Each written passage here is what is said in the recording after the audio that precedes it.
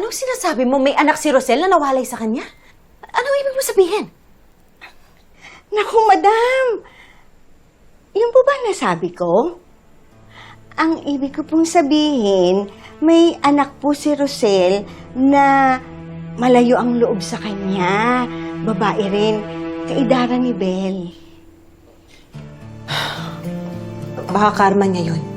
Dahil minsan niya nang naisip na agawan ako ng asawa. Karma po kaya o dahil sa ibang tao?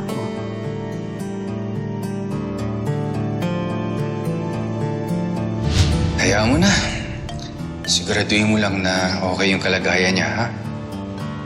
Opo, sir. Paano kung kunin ko yung bata? Sir? Sino ang ibang tao? Ako ba yung tinutukoy mo? Ma'am? Naku, hindi po yun ang ibig ko sabihin. Wala po akong ibig sabihin. Nakakalimutan niyo na po yun, ma'am. Sige po ha, may niluluto pa po ako eh.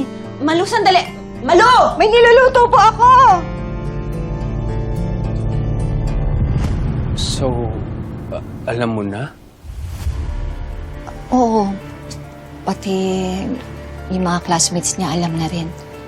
Paano? Hindi ko alam eh. Hindi ko lang natatanong kay Belle kung ano yung nangyari talaga.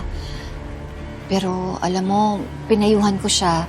Ang sabi ko, huwag siya magpapa-apekto kasi wala namang masama sa pagiging ampon eh. Pero ramdam ko talaga yung sa loobin niya. Para bang gustong-gusto niya talaga makilala yung mga magulang niya. Sino ba yung mga tunay na magulang ni Belle? Sigurado ako, kilala mo kung sino yung mga yon. Kilala mo siguro, no?